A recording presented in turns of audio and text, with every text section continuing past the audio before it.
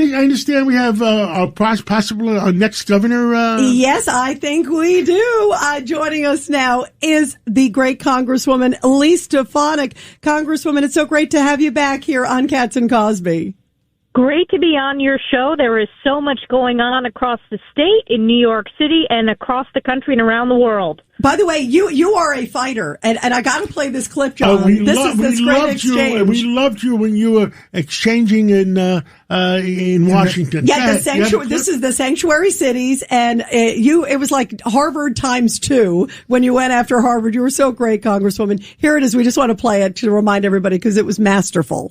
You are not advocating on behalf of these victims. You are shielding illegals. Even in your opening statement, you prioritize putting illegals first. That is not rapes true. Of young girls, beatings of NYPD cops by illegals who are here under Kathy Hochul's failed policies, burning New Yorkers alive. This is Kathy Hochul's New York. It's one of the many reasons why you're hemorrhaging support from hardworking New York families. These are horrific crimes, and they're heartbreaking. They're horrific crimes that are committed on your watch.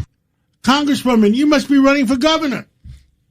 Well, I'm getting a lot of encouragement all across the state, and I'm grateful for that outpouring of support. And the important thing here, John, is it's not just from Republicans, it's from independents and Democrats as well, who have seen that Kathy Hochul has failed New York, and she is truly the worst governor in America. Just look at that hearing that Rita just played. You had a sitting governor of New York State try to defend her record of being a sanctuary state. Meanwhile, you have violent crimes being committed against hardworking New Yorkers. As I pointed out, you've had NYPD cops who have been targeted, violently assaulted, and you had that poor woman on the subway who was burned alive by an illegal here because of Kathy Hochul's state policies.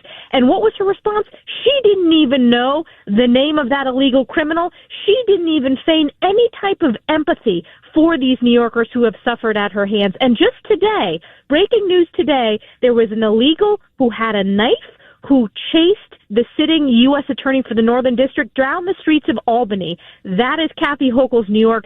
She owns this because of the failed policies. And she signed the executive order not once, not twice, but 3 times to extend sanctuary state policies. Elise Stefanik, you know what I've said to Eric Adams? I've been supporting Eric Adams. Why? Because I said to him, if Albany cannot solve your crimes in New York City, Donald Trump and Washington will. Well, that's because we proudly support our law enforcement, and you have a very strong border policy from this president, and these deportations have to happen of these illegal, violent criminals who are here. Tom Homan, who is, of course, President Trump's border czar, he is actually from my district in the North Country. He is a proud New Yorker. He is working every day with the president to make our communities more safe and secure the border once and for all. But now you have the governor in our home state, on top of the millions of dollars that New York State taxpayers have had to give these illegals because of Kathy Hochul.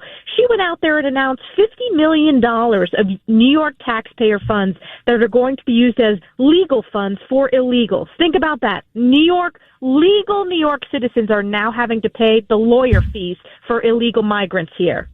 Enough is enough. At some point, you got to defend the citizens of our country and the citizens of New York. That's right. We need a governor who puts New Yorkers first. And what we're seeing in Kathy Hochul is she's putting illegals first, New Yorkers last. She's putting criminals first, New Yorkers last. And people are fed up with it. And, you know, right now, the state of the Democrat Party, you referenced this. We're seeing this play out in the New York City mayoral primary among Democrats. You have a radical communist Marxist who is anti-Semitic, who is one of the top 2 leading candidates. This is unrecognizable to hardworking New Yorkers of all political stripes who realize this is the opposite of common sense. It is radical far left that is destroying our state. Rudy Washington. Congresswoman, both Congresswomen, I'm really shocked at some of the things that I hear coming out of people's mouths. Defund the police, the protection of, getting arrested at ICE centers, protecting illegals. Like she was just saying, someone burned to death, set on fire. I'm just shocked at what people are saying. 3-4 years ago, Kat, you would never hear anybody saying some of the things they're Where saying. did this come from? Yeah. You know, Congresswomen, both Congresswomen. We have in the Nicole studio- Maliotakis with in us. the studio. The great Congresswoman. And where does this come from? The FBI Director Patel. You know, is there any way that President Biden got 81 million votes in 2020? Oh, I don't know. You mean to say he got more votes than Obama? Yes. Yeah. So More votes than Reagan? Yes. did you hear this, Congresswoman Stefanik, that it came out Of course yesterday? I You did, probably on the did. House The Intelligence mail-in, Committee. right? What do you make of that? Yes, I mean, this is deeply, deeply disturbing. We have been very concerned about the Chinese Communist Party's attempt to influence our elections, the attempt to influence people, including in Kathy Hochul's office, which they effectively have become a part of. And, of course, that has been in the news. But I'm deeply, deeply concerning. We need to have election integrity. President Trump is exactly right. And we need that in the state of New York. We need that in the city of New York. Remember, it's the Democrats who wanted illegals to be able to vote in municipal elections in New York City. And Nicole Maliotakis, Right. who I know is on the show, she was one of the leaders that we worked with to defeat that in the courts, and she was very active, and we were proud to work with her. My good friend Nicole is with you in studio. I know we have two awesome Congresswomen. I love this. Congresswoman Maliotakis. Well, first of all, I'll say I'm one of those people who would love to see my good friend Elise Stefanik maybe jump in this race, because it would be really refreshing to actually have a governor that puts tax-paying citizens before people who are here illegally committing crimes. Who fights for America. And a governor who would not stand with the New York City controller after he attacked a law enforcement agent here in the city of New York. And I know Elise would never do any of those crazy things that we're seeing coming out of Kathy Hochul. In fact, she was on Staten Island a couple weeks ago, and she got a hero's welcome. Because whether it's, her North Country or the southernmost tip of New York, which is, of course, my district, Staten Island, she's well known. She's got great name recognition. But more importantly, it's the values. It's the values of fighting for the people who are law-abiding and wanting to keep citizens safe. That is the basic responsibility of our government. And our governor is not doing it. And I have to credit Nicole. Nicole has seen the issues in New York City front and center. She has put up this strong fight when she ran for mayor against de Blasio, and has been a key part of building this coalition of common sense, safety and security, affordability, and standing up for American values. And it really, you never thought you could get worse than de Blasio, but boy, these candidates make it seem you can get worse. And Nicole had it exactly right. The fact that you have Kathy Hochul running to one of these candidates' side who assaulted an ICE officer rather than supporting the law enforcement, that is unbecoming of the governor of New York. And again, it's putting criminals first and New Yorkers last. Well, I think if John Catsimatidis or I became mayor, I think things would have been better off. What do you think, John? I love sure. tough This city would be doing just great. I love tough women. See, by the way, he has 3 tough women now. I would even with take deputy me. mayor to Mayor Catsimatidis. I love it. Before we let you go, Congresswoman Stefanik, I had big headlines today where you're urging the SEC, the Security and Exchange Commission, to probe Harvard. Talk about that, because you have been, just to Congresswoman Maliotakis' point, such a fighter to defend people and defend rights. Yes, this is very important. This is about holding higher education accountable. And you all remember that hearing where you had the presidents, now former presidents of Penn and Harvard, as well as MIT, and they failed to condemn anti-Semitism. What's worse, they refused to say that calling for the genocide of Jews violates their university's code of conduct. They said it depends on the context. That hearing set off an earthquake in education policy that was sorely needed, and it's the most viewed testimony in the history of the United States Congress. All of this oversight work we have done, whether it's foreign dollars flowing into these universities or whether it's Harvard's refusal to work with the administration to abide by the law.